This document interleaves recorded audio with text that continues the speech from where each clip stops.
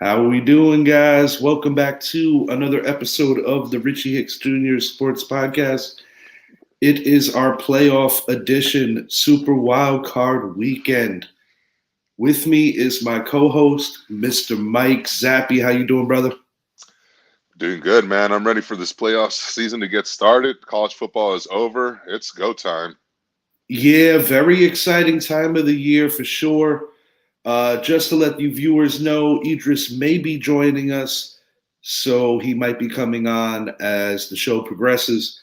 And Zappy made a mention to college football, so I just wanted to make a quick mention myself. The biggest blowout in the history of any and all bowl games is what the Georgia Bulldogs did to TCU. Just, I don't want to diminish TCU's accomplishments of getting to the national title game, but man, Georgia really has something special, and they'll be going for a three-peat next year. Incredible. But TCU should still hold their heads up high. Big victory over Michigan and just a phenomenal season.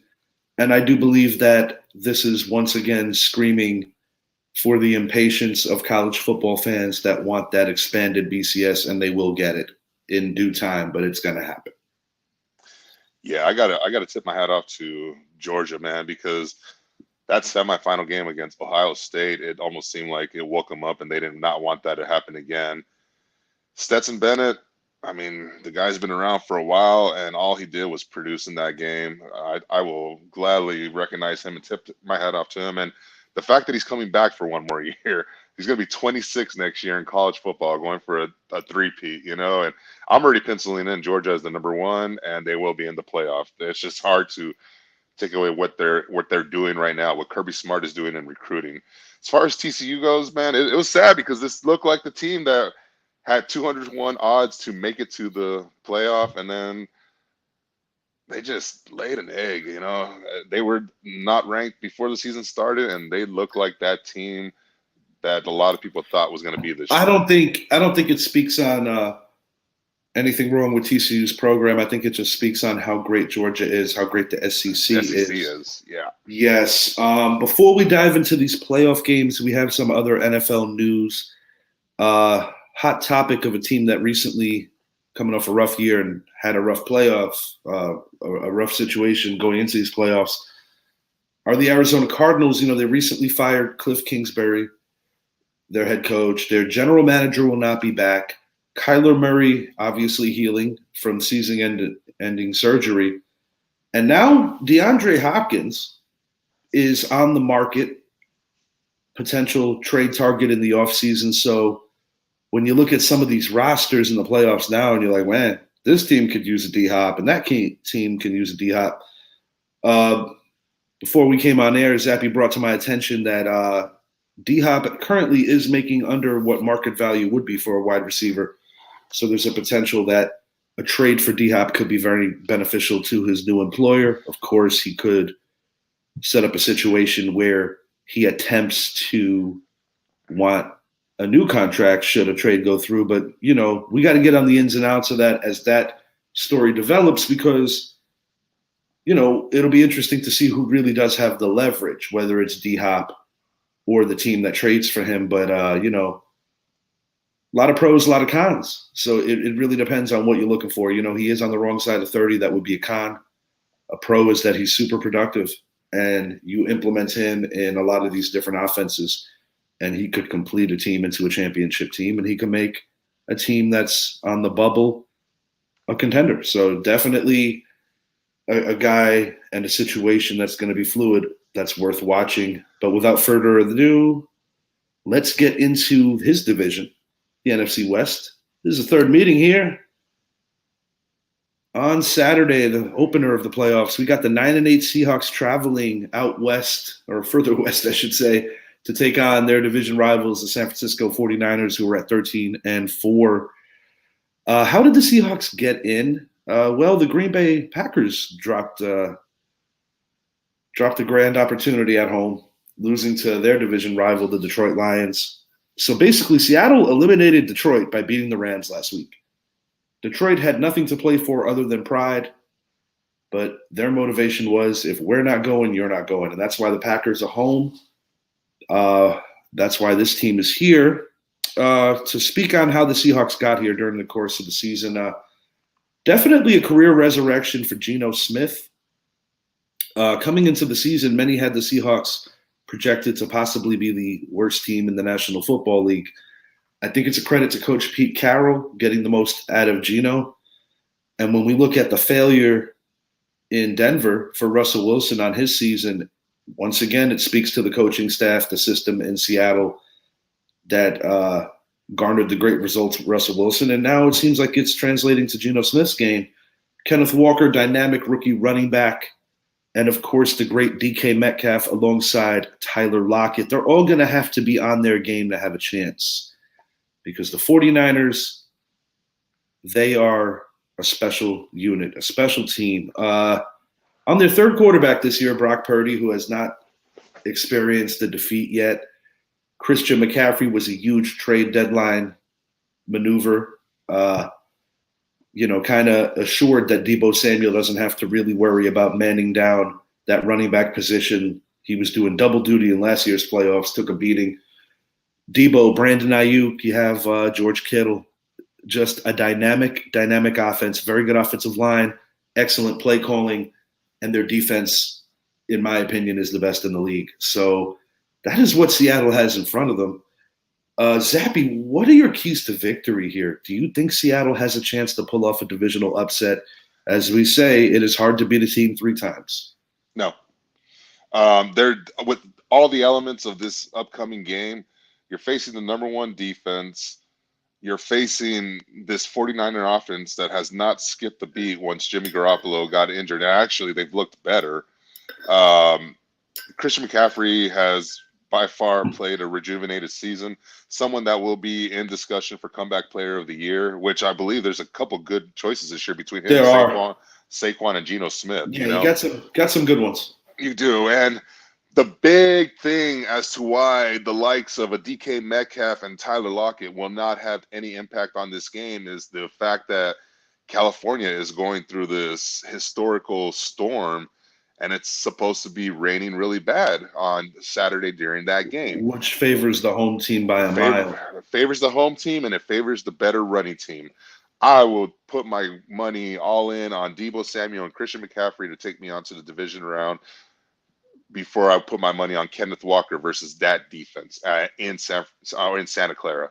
So, no, I think the San Francisco is going to run away with this one early. I don't think it'll be high scoring because of the weather, but I do believe the Niners will win by at least 2 touchdowns. 24-10, San Francisco, easy win for them in preparation for their next home game in the divisional round. My score is similar to yours. I don't really see a scenario where the Seahawks pull this off. If they're trying to look at some recent history to try to come up with some kind of angle, the only thing I could really say is that early in the year, in monsoon-like conditions, the 49ers had a hard time winning in that weather. It was a much different 49er team when that game was played in Chicago. It's kind of mind-boggling to think that the Bears actually do have a win against this 49er team, considering that they are picking first in the NFL draft. Almost identical to your score. I'm going 27-13, home team, 49ers for the win. Brock Purdy, I think his QBR rating is actually going to be pretty good, considering that I think it's going to be a lot of low-risk, high-efficiency passing. And I look for the combination of Christian McCaffrey and, yes, George Kittle, actually, to go off in this one. I think George Kittle's going to have a big game. I hope Seattle can keep it close. I'd like to see an upset. But no, 27-13 home team, 49ers continuing that winning streak and a legitimate player in these playoffs. They could be in the Super Bowl. We'll see. Later that day, Saturday, we got the 10-7 Los Angeles Chargers heading to Duval to take on the 9-8 AFC South champion Jaguars. My God, they came a long way this year.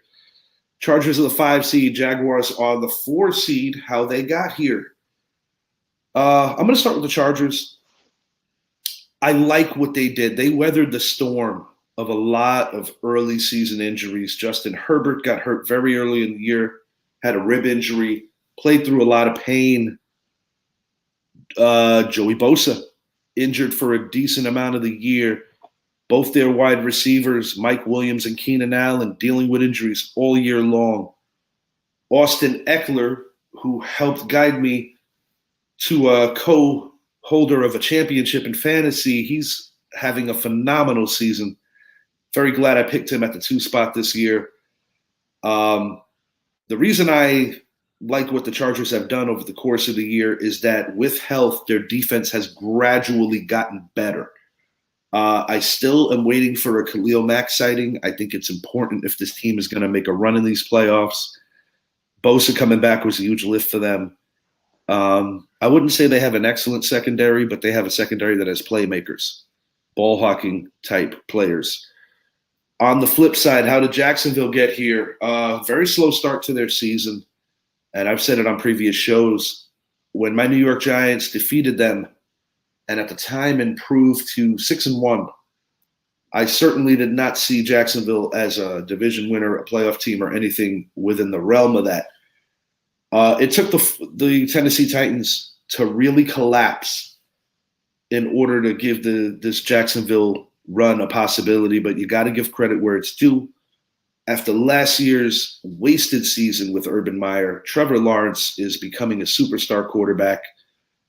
They are hard-nosed, they are tough, and they do things that at this time of the year make you believe that they could make a run. They play stingy defense, they run the football well, and their quarterback doesn't make a ton of mistakes. Great coaching through and through over there in Duval. Keys to victory, to put it bluntly. Ball security is going to be a big one in this. You got two defenses that like to take chances, that like to get after the quarterback. Ultimately, I think this is going to come down to the skill positions. And in that regard, I think the Chargers have just a little more. I think it's going to be close, but I've got the road team winning this one. I'm going to go 30-24 in favor of the road team, the Los Angeles Chargers.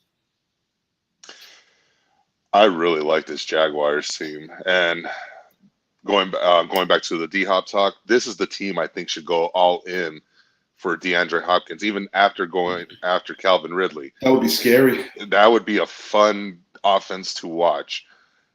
We cannot discredit the fact that these two teams played each other this year in Week 3. They did. Jacksonville won the game 38-10. The Chargers had the majority of their starting lineup with the exception of Keenan Allen for that game. They just laid a goose egg pretty much, and Jacksonville outplayed them in every aspect of the game. And I asked myself, is Keenan Allen really worth 28 points? No, he's not. But this is a much improved Jaguars and Chargers team. I like the home team in this one. I like what Jacksonville's doing right now. I like how well their defense is playing. I believe they have the players to be able to slow down an Austin Eckler or Keenan Allen, Mike Williams. Not saying they're going to be able to stop all three, but they'll be able to take one or maybe even two of them out of the game. As far as Los Angeles goes, they were a team we picked to finish 12-5 before the season started. Yes. Finished 10-7. They did have a rough roller coaster of a ride with all the nagging injuries they suffered, and obviously the one player they're still missing is J.C. Jackson, who tore his ACL earlier in the year. I think they're going to come out and play some very motivated football. The growth of Justin Herbert was on full display throughout the year, especially having to throw to Josh Palmer, Jalen Guyton. Yeah, I think it made him a better quarterback. Yes, it did. And that's the one thing that I think is the reason why this game is going to be a lot closer than some people feel it is. I think the Chargers will go in there. They're going to have to play mistake-free football. And I see them being the team that's going to make that one critical mistake the same way the Titans made it on Monday night or on Sunday night against Monday night, Saturday night against the Jaguars. Jaguars win, in my opinion, 31-27. A very, very emotional win it will be for that team as they're building for their future moving forward. And as far as the Chargers go, they just got to come back and do it again next year and draft a couple more pieces they need, because this team has the talent to go far. They're just not all there yet. Oh, well put. I mean, I think either outcome is very possible. Uh, we each have it as a one-score game and a relatively high-scoring game. These two teams have played two nail-biters over the course of the season. Miami Dolphins 9-8, getting in by virtue of the Bills defeating the Patriots and outlasting the Jets in the defensive struggle, winning 9-6, which also eliminated the Pittsburgh Steelers. Bills are the AFC's 2 seed, 1-1 this year head-to-head. Earlier in the year, where Tua first started his concussion situations, and that's what's ignited all the drama that has been around him and the organization. They won that game against the Bills early in the year in South Florida. Bills avenged a loss roughly a month ago, and now they are here. They are here for a third meeting. This is the game that I don't think is going to be close. I don't like Miami coming into the cold weather. I'm not sure if Tua is going to suit up, but my gut tells me he will. But just to correct you, Buffalo for this game, which surprised me because I agreed with the cold weather, it's supposed to be 71 degrees at kickoff. Stop playing. I'm not playing. 71? 71. Yeah, I'll double verify. This will be my triple verification because I did not believe what I was seeing when I saw that. But yeah, as soon as I saw that, I said, "Oh my God, this game just became a lot closer." Let me take a look at this real quick. I myself am taking a peek at this because that's. I apologize. It is cold weather. Yeah. Come on, dude. Okay. I don't know where you got that from. Get out of here. Yeah, I don't like Miami in the cold weather. I don't like Miami in the playoffs in general because I've been saying this for the better part of a month and a half now. They do not run the ball. I see a situation where, yes, I think Tyreek Hill gets free and probably makes a big play. Maybe Waddle does too. I'm assuming Tua is going to play until somebody tells me he's not. But I just think the Bills have too much for them. I think Stephon Diggs is going to have a big one. And I actually think that the Buffalo running game is going to have a bigger impact in this than most people think. I think they're going to be able to push the Dolphins around. I think they're going to be able to sustain not only long drives, but quick drives. Like some of them are going to be some quick punches. Other ones are going to be more methodical and just leaning on the Dolphins. In the end, this will not be the nail biter that the previous two games were. I've got Buffalo winning this thing convincingly. 31. I'm going to go 31-17. I'm even 14 points.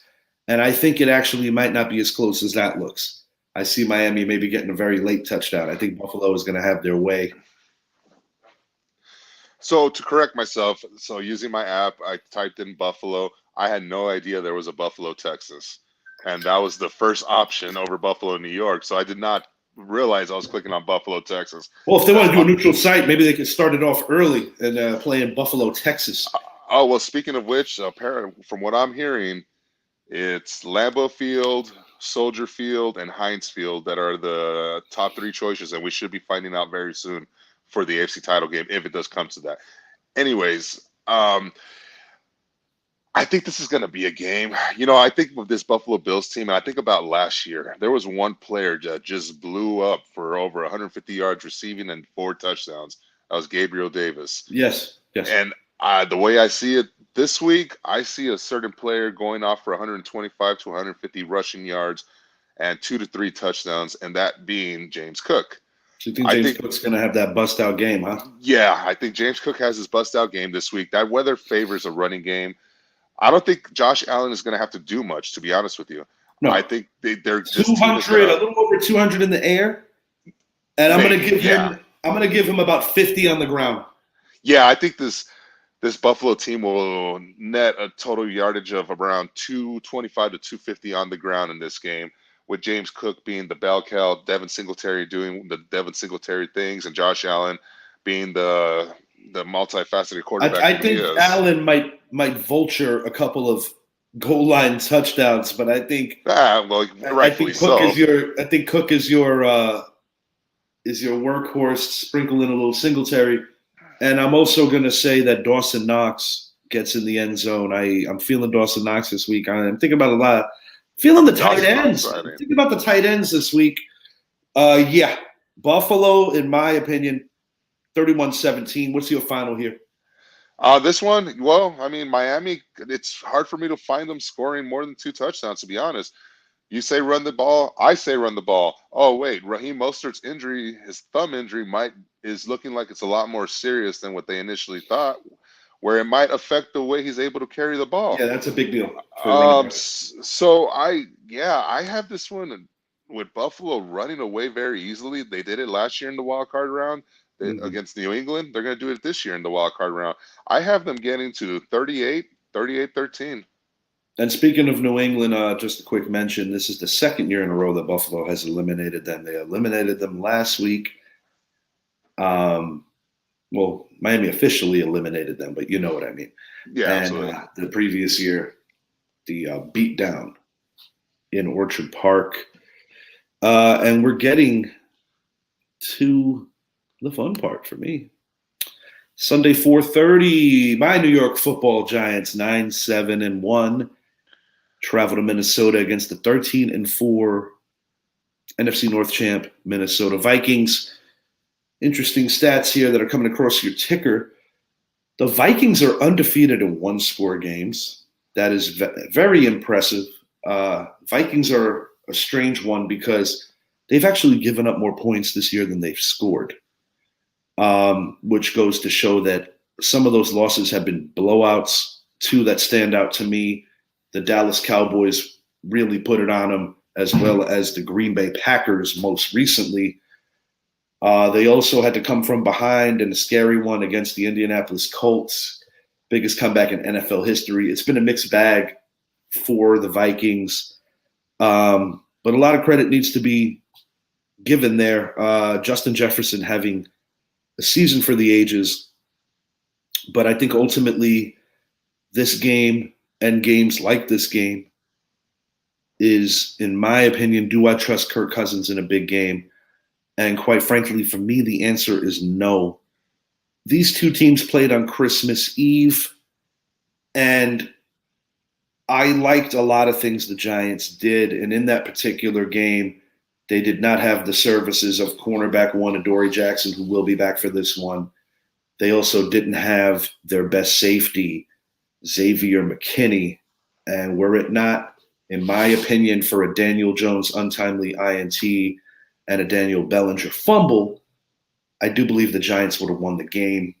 We'll speak on how the Giants got here. Definitely the Cinderella story of the season. There were a couple of candidates for Cinderella. I think the Giants withstood the test to be the Cinderella this year, finishing third in a ultra competitive NFC East, best division in football this year. The Giants sporting an 8-2 record in non-division games. That's impressive. That's good. What's remarkably not good is that only 1-5 within their division, yet they are here. Definitely a career renaissance for Daniel Jones. This was his season to truly latch onto a coaching staff and succeed, which he has done. He's going to earn himself a contract with the Giants because of it. Saquon Barkley, candidate, as you alluded to earlier in the show, for comeback player of the year. Offensive line still a work in progress, but improving. A lot of New York fans have been getting on Evan Neal. I think by year two, he'll look a lot more like his counterpart, his buddy, I should say, Andrew Thomas. Isaiah Hodgins, great find off the Buffalo practice squad. Brought back Landon Collins, brought back Jalen Smith, two veterans that were former Pro Bowlers that are now role players that just are great fits for this particular Wink Martindale defense. Keys to victory, simple. You got to get after Kirk Cousins, goes without saying, and you've got to put them in third and not so manageable. Justin Jefferson, in my opinion, is going to get his no matter what they deploy, but I think it's most important to time out your blitz packages and to know when to play that cover, that hard cover where you are not getting overzealous and guarding the sticks. I think the Giants had plenty of film to learn about some of their mistakes from the previous meeting, and also TJ Hawkinson really hurt them. I think they can contain Hawkinson. I do think Jefferson's going to have his kind of game. But in the end, I think the New York Giants are going to win this game for a couple of reasons. One of the main ones is I think they're going to win the turnover battle, and I think they're going to get that heat on Cousins. I like the Giants in the road upset. I'm going Giants 31, Vikings 24. For the second time in 3 weeks, the Giants will hit the 30-point plateau. Very interesting. I would never expect 31 points, but it's a new season. What I like about this game, it's a battle of two first-time head coaches between Kevin O'Connell and Brian Dable. Something that should go without saying. This is just, it's fun. It's great for the two of them. I look at the Giants and I look at the Vikings. The Giants are playing with house money. They were not supposed to be here. No one predicted them to finish first or second in the division. A lot of people didn't even think they were going to finish third in the division. And they got off to a hot start. They did, and they couldn't keep that hot start going. However, they still finished with a winning record, still clinched the 6th seed in the playoffs, and that says a lot about the team because they did play with true grit this year. As far as the Vikings go, this Vikings team is literally a story of two teams. Yeah. You're either going to get a good team that's going to go out there and blow you out or get blown out. And in most cases, it's get blown out, and then they're going to win all the tight ones. Or, like I said, they're going to be the team that's going to be in a nail biter to the very end and rely on a 61-yard field goal to win the game, Yeah, because they I think it's 11-0 in the one-score games. They have 13 wins on the year. Yeah. So, you factor in, they had a couple of bigger wins. And out of those 4 losses, I think 3 of them were relatively lopsided. Yeah. So, Philly and Dallas. Correct. And off the top of my brain, I don't recall who the other. It was Detroit. Was the other loss. Yeah, it was a much closer game though. Yeah, it was closer, but I gotta say, man, I like the Giants in this one. I really do because I think that we're getting healthy at the right time. And you tell me who's stopping Kayvon Thibodeau. And when you can come up with an answer, I'll be like, okay, well, let's talk about it. Azeez Ojulari should be back for this one as well. I got the Giants getting 5 sacks. And when I say 31-24, I mean not as close as it sounded. Like Minnesota scurries late for that touchdown to bring it to 1 score. Giants are confident right now. And I do want to make a mention that last week, playing with their C team and almost defeating the best team in the NFC, or at least record-wise, the best team in the NFC.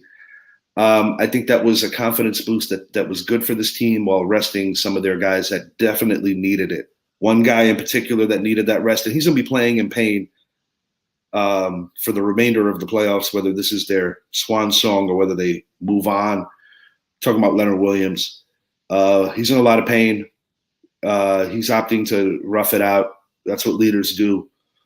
And it reminds me similarly to the pandemic season when Aaron Donald played hurt. I get it. At this juncture of the year, you got to just kind of roll with the pain, but I know he's in a lot of it. It's going to be a good game. I'm excited. Yeah, it's going to, and what I really look at it is I look at it as the Giants have the better defense. Yeah, for sure. That's the difference in this game. And like you said, try to figure out, can this offensive line, I mean, Christian Darrisaw is a great left tackle. Indeed. So he could definitely slow down the likes of Kayvon Thibodeau or Ojulari, whoever's lined up against him. You have to remember, you can't block them both, though. Exactly. I want to know what they're going to do in regards to Dalvin Cook. Who's going to be the person that's going to run and cover him? Will it be Jalen Smith or will it be Landon Collins? I think it's going to be a combination of both. It could very well be. In different scenarios, and I'm calling it now. I'm calling a lot of shit. I think Landon Collins might pick off Kirk Cousins in this game. Or he's going to get his sack.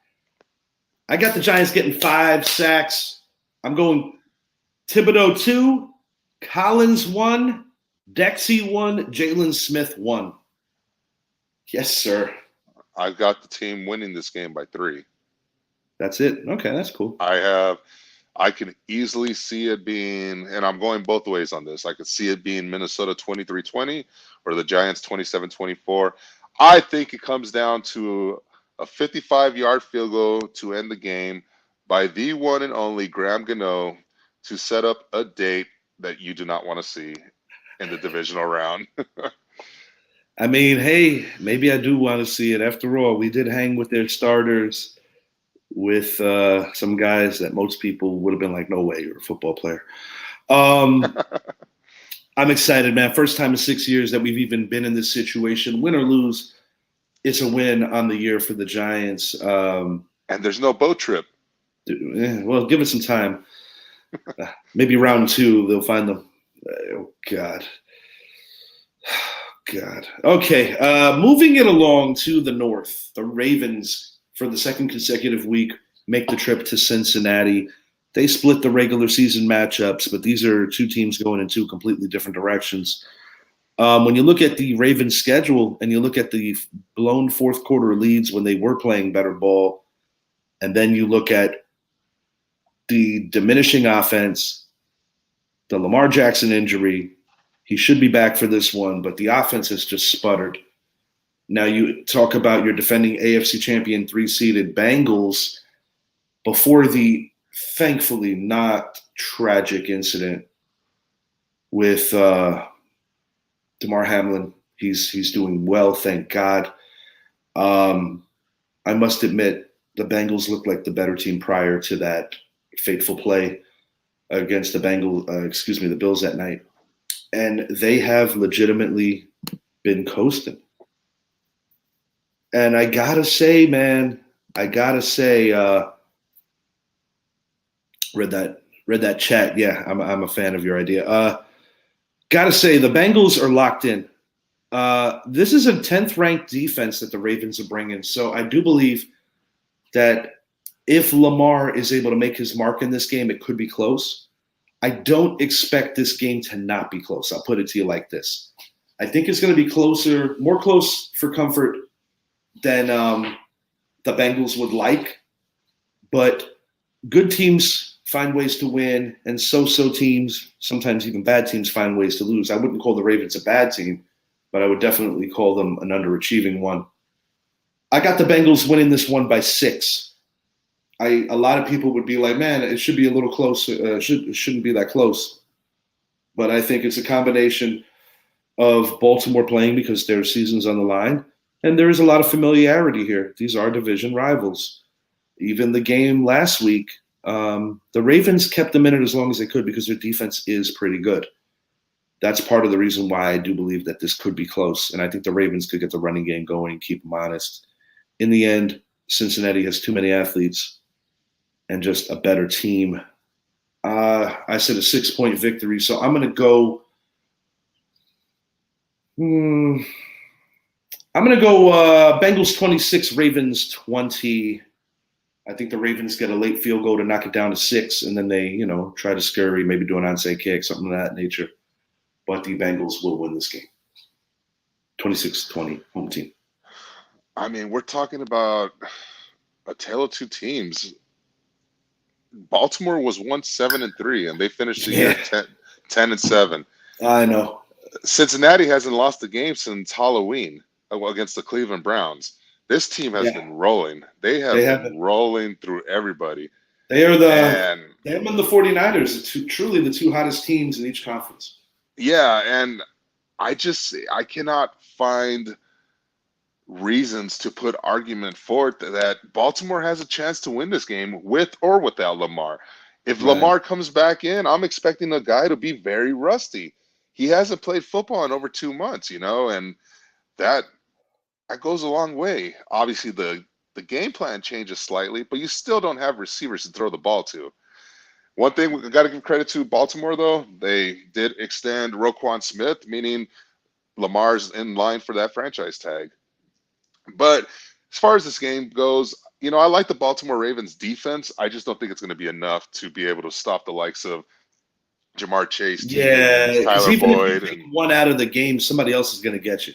Yeah, and I think Joe Mixon is going to actually have himself a nice game. That's the other thing. If Joe Mixon gets going, this game might not be close because if he's having his 100-yard game, that gives Burrow the ability to do all kinds of other stuff if you got to account for Mixon.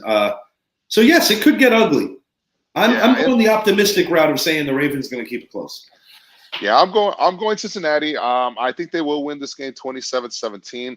However, okay, Baltimore will get a late touchdown to make it a more respectable loss, but the score won't tell the true story. I think Cincinnati will win in the trenches and just take it to Baltimore early and then just rely on Joe Mixon to keep that lead. Yeah, oddly enough, our scores aren't really that far apart. It's a 4-point difference. But yes, I get where you're going with sometimes the score looks closer than it is. I actually applied that for my Giant game. Feeling pretty good about my team. We'll see. Finally, the Monday night game. Your Dallas Cowboys, 12-5, traveling to the Tampa Bay Buccaneers. It's their second meeting this year. Week one was very indicative of storytelling of what kind of year the Dallas Cowboys were going to go through. You know, Dak Prescott got hurt. You were in attendance. My God, this season went so fast. I remember our conversation that night. How they got here. So basically, yes, Dak went down. Dallas lost their opener. Then behind an excellent defense and steady, confident play of backup quarterback Cooper Rush, you guys ripped off a decent amount of wins. You were always kind of chasing Philly for the division title for a good chunk of the year. You distanced yourself from my team by sweeping us twice in 2 hard-fought games. You did have a couple of rough ones. The Jacksonville loss, the Green Bay loss, most recently the Washington loss. Not the kind of loss you want when you're going into the dance. But I will say this. The best version of Dallas gives you a chance to beat anybody. That's when your defense is swarming, winning their one-on-one battles, doing similar things like you did in the Monday night game way back in week 3 against us when you're kind of pushing Micah and D-Law against an unassuming, unfortunate offensive tackle. You know, the Tampa Bay Buccaneers do have issues on the interior. I'm talking about the guards. They have some issues there where you can potentially get pressure on Tom Brady. I will say that Tampa has gradually been gaining a little bit of confidence here and there. To be honest, I think this is the best opponent Tampa's probably played since the Bengal game. Tampa did hang around in that Bengal game. There's weird circumstances surrounding this one because Tom Brady, I should say, has never lost to the Dallas Cowboys franchise, so something's got to give. We were talking about how Aaron Rodgers never had a win against the Niners, and we were pretty confident that he was going to get in and get the win over the Niners. Perhaps this is where that streak breaks. Is Tom Brady really going to lose 10 games this year? That's another thing that it's like, wow, that could happen too. Well, unless the Tampa Bay Buccaneers are going to win the Super Bowl, I guess at some point they're going to lose the 10th game. My worry is I'm not quite sure if it's this week. I'm looking at a defensive struggle, and I'm looking at a lot of field goals. I got Tampa winning this one 25-23. Late Mar field goal misses. I would not be the least bit surprised if I'm wrong, and if Dallas wins this game. It's just an opinion of mine going forward that I'm like, I just don't like that Dak is leading the league in interceptions. I don't like that, I feel like Tampa's kind of sleeping, but at any moment they can emulate what they were a couple of years ago. I don't know if it's sustainable for this dance, but this could be a game where it comes out. You look at the skill positions. When right, the skill positions could almost cancel each other out. Mike Evans and CeeDee Lamb. Chris Godwin's your other guy. We've had a couple of Kyle Rudolph sightings. I would definitely give you the edge on tight end. I'd give you the edge on defense too, but I am a little concerned if I'm a Cowboy fan. This could go either way, though. It truly could. I got Tampa winning by literally 2 points. I would not be surprised if I'm wrong, though. So I'm taking off the homer hat, obviously. I did, like I told you before, I rewatched the Cowboys Commanders game from last Yes. week, and after when that game was over, I was a bit upset about it, but after rewatching it, I feel a lot better. Simply because if you look at the offensive play calling, Dallas did not really game plan to win that game. There was no movement from our receivers motioning. There was no Right. play action plays. It was just your basic preseason football game. Right. And I think Dallas was content with having the 5 seed. After watching that, and because there was the argument, well, you're still fighting for the number one, but really, when you really think about it, I had a little bit of faith that maybe just maybe the Giants would win, and maybe just maybe Arizona would win. But we saw, And you did make the point that you didn't want to play Green Bay, and you're a yeah. fan. I mean, they're not going to admit it flat out, but I wasn't sold that they wanted the possibility of playing Green Bay, and it could have very well happened. Oh, I guarantee the entire NFC was rooting for Detroit to win that game. I'd have to Um, say so. but then, I look at the one thing that is different or a couple of things that are different from week one to compared to this wild card weekend is one, Dallas's receivers week one were Dennis Houston, Simi Fahoku. There was no Michael Gallup. There was no T.Y. Hilton. Language, man. Hey, Can't believe there you said was that to me. there was no Michael Gallup. There was no T.Y. Hilton. Blake Dalton Schultz was coming off of an injury, and it was shown in that game. Our Yeah, they reached out. defense, Yeah, they had a lot of injuries. where I thought that our defense kept us in the game, and that was by attacking the middle. This Tampa Bay offensive line has only gotten more hurt since that week one game, especially in the interior, where we're going to see Micah Parsons come up the middle quite often. One of the biggest reasons I give them the slight edge is literally because of their quarterback. And not because of the kind of year he's having, just because of the kind of mystique that he has in the playoffs. Yeah, and That is my honest truth there. That is no, my it's hard to take away from what Tom Brady has done in the playoffs. I mean, the argument still goes: is he the GOAT? Is he not? What do you base your GOAT off of? It just Super Bowls, right. or is it everything There's a else? lot of variables that So give an answer for that.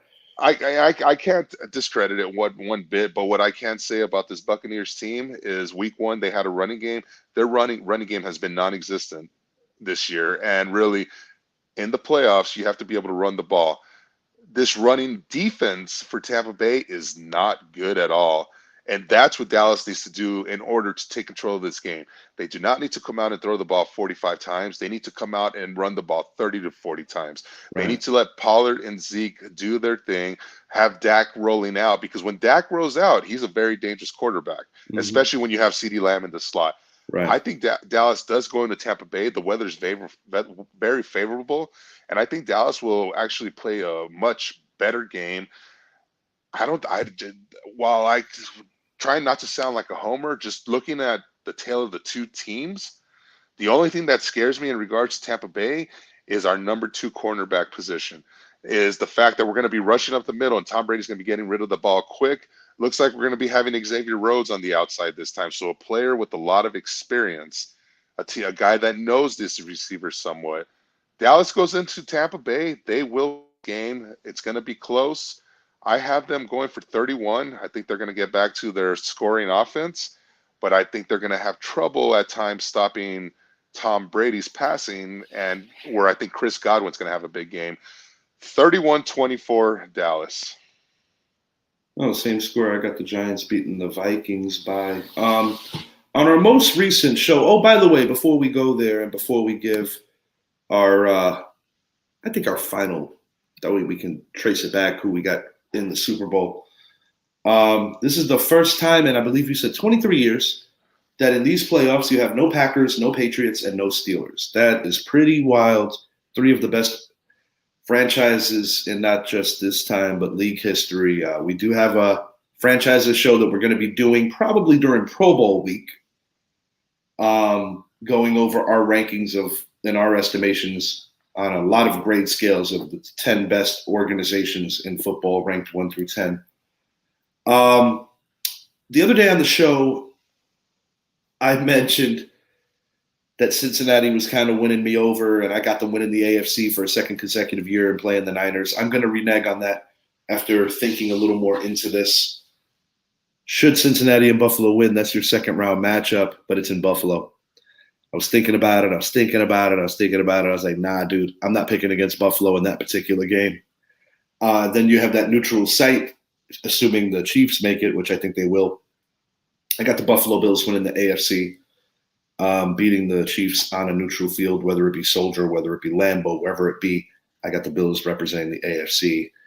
In the NFC, I got my Giants winning this week. I've got the Bucks winning this week. I got the Bucks dying in Frisco, and I've got the Eagles beating the Giants in Philadelphia. 49ers going to Philadelphia. Will beat the Eagles. That's your Super Bowl. The Super Bowl that we wanted in the 90s at least once, but instead we kept getting Cowboys and Bills instead of Bills and Niners. Instead of Chiefs and Niners, could have got Montana against Young. Damn it. But no. I got the Bills and the 49ers. Similar to Brett, that is my final decision on the Super Bowl. But the difference to Brett is I've got the Bills winning their first ever Super Bowl. And DeMar Hamlin will get a ring, and I hope never plays football at this level again for his future, for his health. But yes, I got the Bills winning the Super Bowl. So it's funny you say that because our Super Bowl predictions before the season started was you were having the Bills versus Packers, and I was having the Bills versus the Buccaneers. And who was the team that we thought could knock out the Niners? It was the Packers. Packers. And what did I say on the last show? How far the Niners go is predicated off whether or not the Packers get in, because I really thought that was when they were most vulnerable. It didn't happen. They don't even play Detroit. So Niners, Bills. Bills win it. I'm going to throw my fan hat on here, and I'm going to throw some interesting stats out there for you, okay? If there's one thing Dallas has been this year, it's been consistent. Mm-hmm. They lost one, won 4 in a row. Lost one, lost 2 in a row. Lost one, won 4 in a row. Lost one, won 2 in a row, and now they're back to the lost one. And when I say that, it means that Dallas wins 4 in a row, and we get into the Super Bowl. We win it. No, I just had to throw that out there. And plus, last time this college team won and this and that, Dallas was in the Super Bowl, and they also happened to be in Arizona. That's where the Super Bowl is this year. Yada yada yada. Dallas is not going to Super Bowl. I have almost the same situation as you. However, I am sticking with this Bengals team. I understand the emotion that this Bills team is going through right now, but I cannot take away from how good of football this Bengals team is playing. They're the most complete team in the AFC, in my opinion. The Bills have still been up and down. The Josh Allen has still been having bad games. That usually does not translate to winning in the playoffs. So I'm going with the Bengals. We already know our first round pick, second round. I think Cincinnati will go into Buffalo, win that game, and I think the Chiefs will be winning against the Jaguars. And then we will have our neutral site AFC Championship game of the Bengals and the Chiefs, with the Bengals yet again beating Patrick Mahomes. NFC side of things, I have Dallas winning. I have the Giants winning. I have Philly defeating the Giants in the second round, but I wouldn't be surprised if it was Dallas playing Philly in the second round. And I actually think Dallas can defeat. In the title game, I think is what you meant. No. I mean, if you guys lose to Minnesota, then we go to Philly. It's something that I haven't even processed as a possibility. I think we're going to win, but yeah, that's how that would happen. So if we go to Philly in the divisional round, then I see Dallas going to the NFC title game. But if we go to San Francisco in the divisional round, we have the talent to stick with them, but they just have their offense is just too good, but their defense is playing phenomenally, where I could put every argument out there for Dallas and this and that, but quite frankly, it's just you can't discredit this Niners team. San Francisco defeats Dallas in the divisional, and then they will go into Philly and defeat them in a hard-fought game by both teams. And I have Cincinnati getting that Super Bowl, finally. Finally getting their first franchise Super Bowl. Our one commonality is we both have a first-time Super Bowl winner. Brett picked the Niners to beat the Bills in the Super Bowl. Quentin picked the Chiefs to beat the Niners in the Eagles in the Super Bowl. Eagles. Yep. And we have yet to get Idris's prediction, but I'm gonna post that or even speak on it on another video before these playoffs start, and we can all be held to how we see it. The Super Bowl I want goes without saying. Of course, I want my New York Giants in there, and I'd like to see the Giants against Buffalo again. That was my first Super Bowl as a Giants fan, and that would be kind of cool to see that again. Brian Dable's old team as well, but I don't believe this is the year for that to happen. I'm just so happy that we're in the position that we're in. But if we do somehow beat Philly in round 2, and like I said, we do have a lot of confidence after our C squad kind of hung with them, then we go to San Fran. I think we have a pretty good history on the road in San Fran, and that guy, Goat Killer himself. Yeah. But not this year. I'm so proud of my team, though, and I think this is the beginning for us, similar to how it's the beginning for Jacksonville. These are teams that have bright futures that should be proud that they're part of this, and this is only going to make them better for the long haul. But I like that we're not completely agreeing. I did kind of jump on Cincinnati after being so stubborn to accepting them as a team that wouldn't have the hangover. But then, thinking about, oh, man, round 2, Buffalo, and, we know what happened. And, yes, Cincinnati was outplaying them. But I do think that Bills Mafia, that crowd that they got in Western New York is no joke. And I do think that could be the difference sometimes when a team's a little bit better than you. And I do believe that at this moment, the Bengals are better. That doesn't mean they're going to beat them, though. Yeah, it's a new season. We can throw every record out the door right now. Everyone is 0-0.